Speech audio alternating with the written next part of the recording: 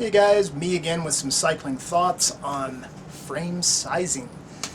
Nowadays most manufacturers are going with a style of measurement called stack and reach. Now stack is the height of the frame in the front and reach is how long it is.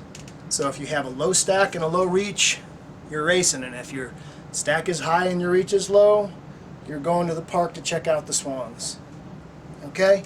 So when you're looking for a bike, this is a quick way to compare frames because the manufacturers will use different sizing terms like small, medium, large, 52S, 52, 56, that sort of thing. Every manufacturer kind of has their own take on how sizing should be. But if you have the stack and reach measurements, you can compare two frames. And you can find out that, hey, I could ride frame A, I could ride frame B, two different sizes of the same bike if you're kind of in the middle like I am, depending. So how do you measure stack and reach?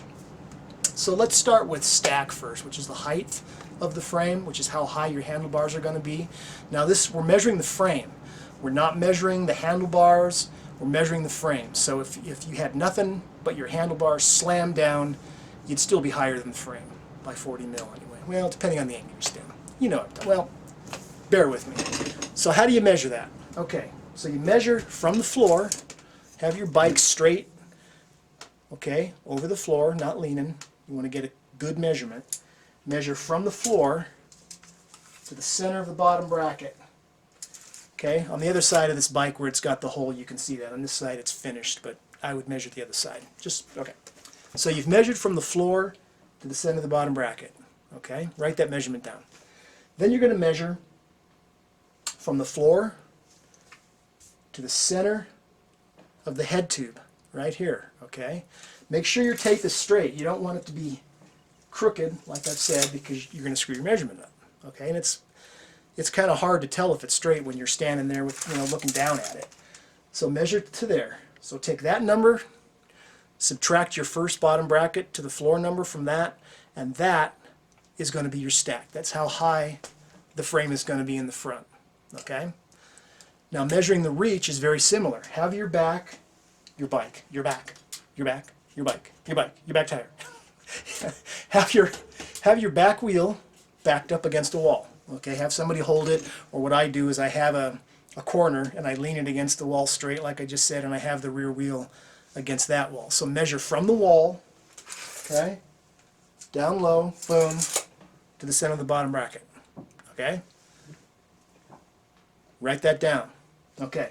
Now measure from the wall. We're going to measure up high, okay, once again, and we're going to measure where we did before, okay, to the center of that head tube. Okay? Not the center of anything else up here, because your steer angles back a little bit, and that's going to change your measurement. Okay? So that's where we want to go.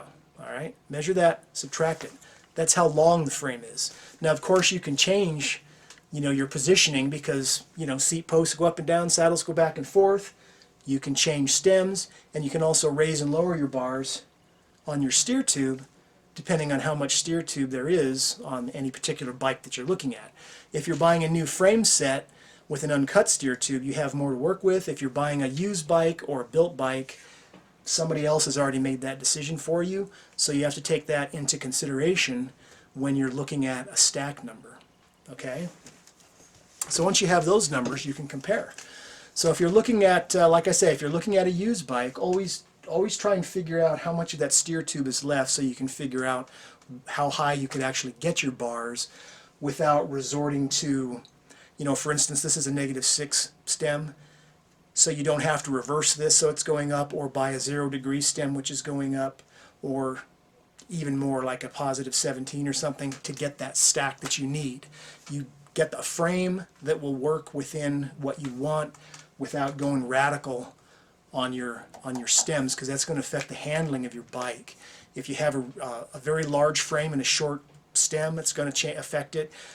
And the same thing if you have a very small frame and you have a really long stem, that's going to affect your handling. Now, whether that's a good thing or a bad thing will depend on the geometry of the rest of the bike and how your weight's distributed and all that good stuff, which is kind of beyond my pay grade. But stack and reach, it's awesome. Try to use it. Measure it carefully, because you don't want to, you don't want to screw up and buy the wrong size frame, and have fun with it. All right, there's the thought for today. Thanks for watching.